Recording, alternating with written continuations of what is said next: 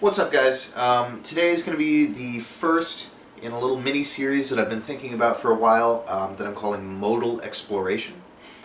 And the idea is that, I talk a lot about modes and scales and all that kind of stuff, and I kind of want to dive into what makes those scales and modes unique and the qualities about them that kind of distinguish them from one another. And help you develop the sense of what they sound like and how to recognize them in music and how to use them and that kind of thing. So today we're going to be starting with the Ionian Mode, which is also known as the major scale.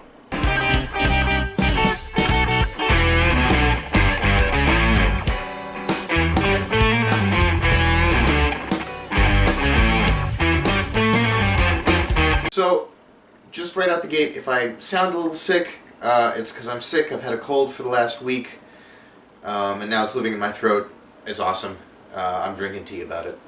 Anyway, that aside, let's get started. So the Ionian Mode, also known as the major scale, is a sound that you've heard all your life. I guarantee it. If you've listened to Western music at all, which, since it's the foremost tradition around the world right now, you've heard this scale. Right? That kind of sound, it's very familiar. When I say you've been hearing the major scale all your life, just think of a song like Doe a Deer, right?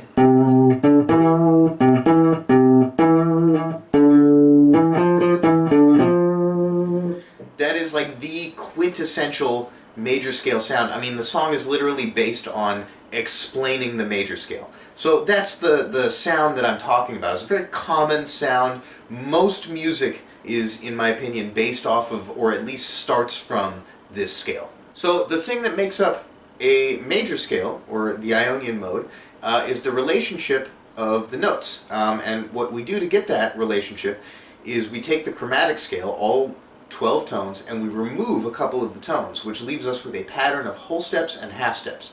And for the major scale, for the Ionian Mode, that pattern is root, followed by a whole step, another whole step, a half step, another whole step again, and finally a half step back to the root. And, just to really clarify everything, a half step is the distance of 1 fret, and a whole step is the distance of 2 frets. So again, that pattern is root, whole, whole, half, whole, whole, whole, half. And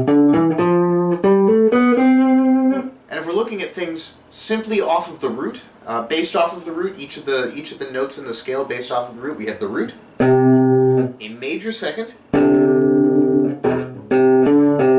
major third, perfect fourth, perfect fifth, perfect sixth, perfect sixth, major sixth, major seventh, and a perfect octave.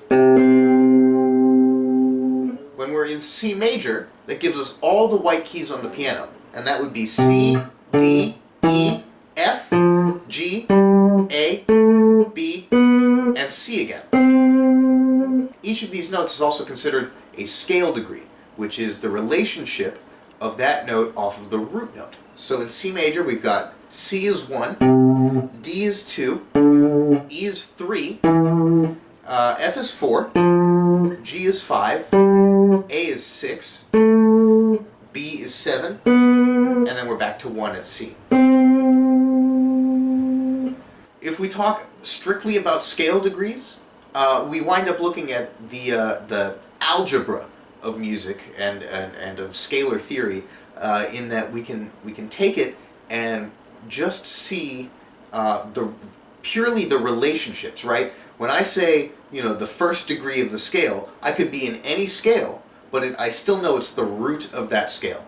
So the scale shapes on either side of the stick are going to look like this. On the treble side, we're going to have a stretched out shape. Right now would be a really great time to review my Scale Rudiments series, where I talk about the basic shapes that go into making up scales on either side of the stick.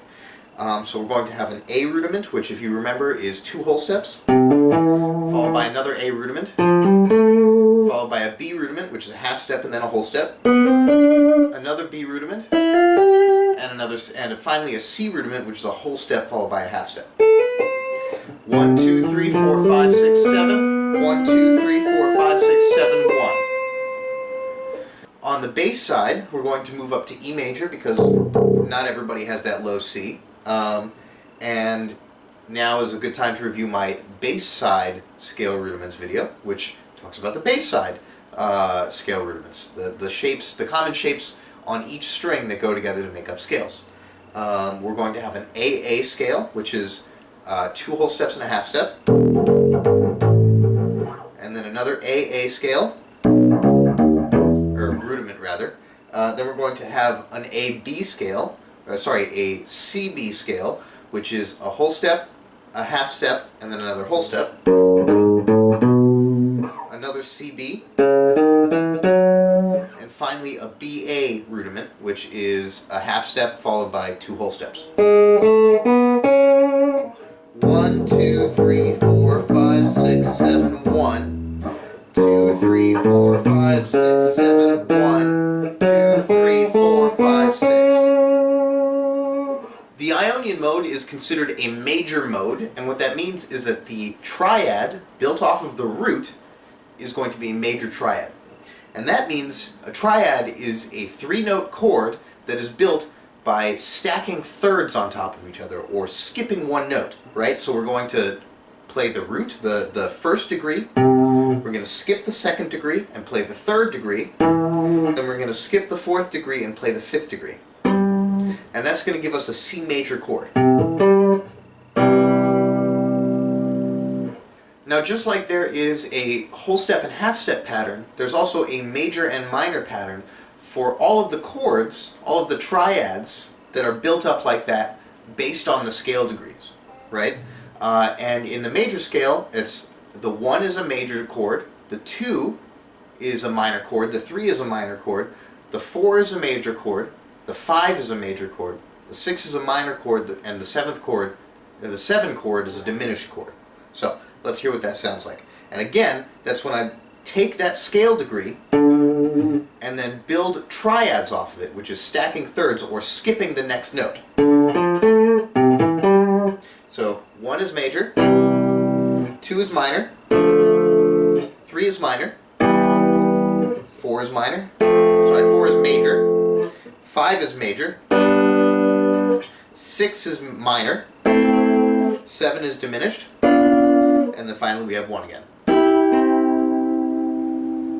Now, if we take that previous concept a step farther and we give the root note to the bass side, and we create triads based on the third off of the root note, right? So if we start with the root being C, and we use an E minor triad, we're going to get 7th chords.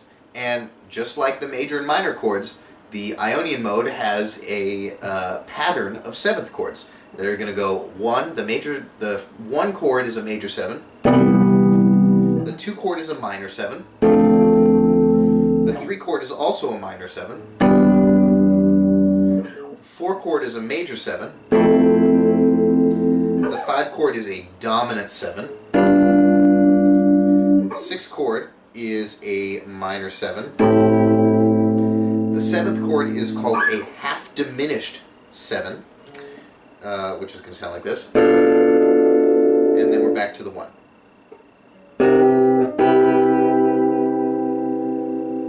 So I'm going to show you a handful of really common chord progressions that you'll find in the major scale, and I think that these chord progressions, more than you know, the melodies and that kind of thing, are what define the sound of the major scale more than anything else. Especially and specifically the 5-7 to 1. So if we're in C major, that's a G7 chord to a C major chord.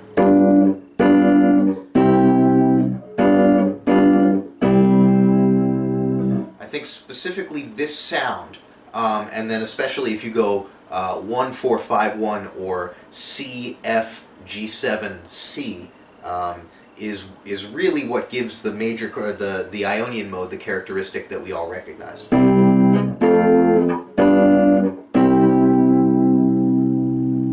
Everybody knows that sound. Another really common chord progression is known as the doo-wop, or the 50s progression, for its proliferation in 1950s doo-wop music, and that's the 1-6-4-5, or its variation, the 1-6-2-5. In C major, that's a C major, A minor, F major, G major, or the variation C major, A minor, D minor instead of the F major, and G major. That sounds like this.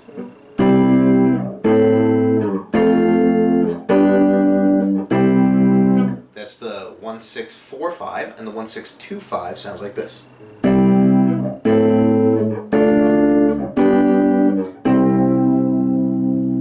You might be a little bit more familiar with it sounding something like this.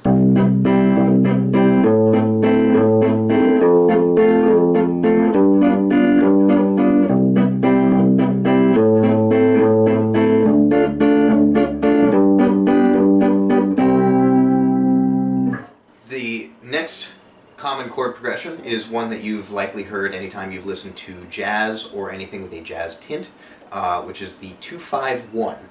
Usually these are done in seventh chords, but you can do them in regular chords too. In C major, that's going to be a D minor or a D minor 7 to a G or G7 to C or C major 7.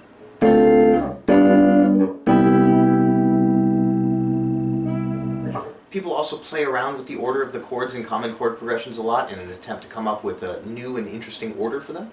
And so one common chord progression that you might hear that evolved out of the doo-wop progression is a 1-5-6-4 or a 1-5-6-2, which is going to be in C major, C, G, A, F, or C, G, A, D.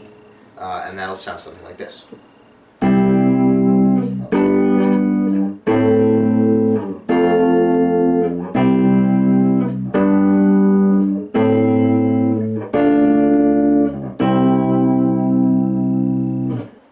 Chord progression I want to talk about is what's known as the circle progression. The circle progression is basically chords that travel across the circle of fifths, which is everything set up in a fifth, in steps of fifths. You know, essentially the distance between C and G. And the ear, when you're traveling from like a 5 to a 1, or at least in that relationship, you know, it could be like a 6 to a 2, but that's still a fifth relationship.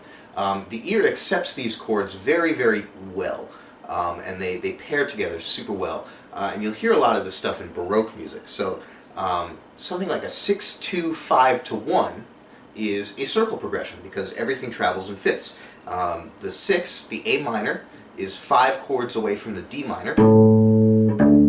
D minor is a fifth away from G, and G is a fifth away from C. So it's going to sound something like this.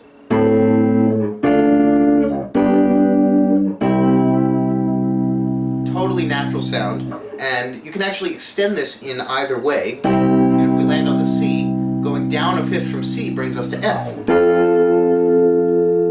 And that's where we start to get actually the Pachelbel's canon chord progression.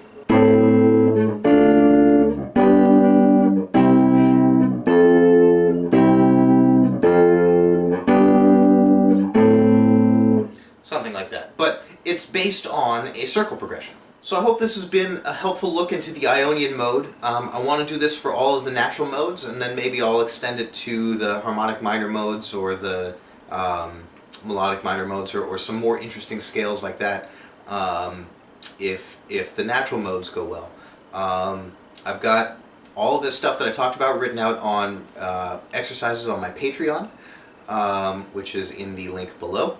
And so I recommend you go check that out and try this out. Hopefully, you know, yes, the Ionian mode, the major scale, is like the white bread of music. I appreciate that and I recognize that, but we got to start somewhere, and it being the white bread is definitely very much a home base place to start.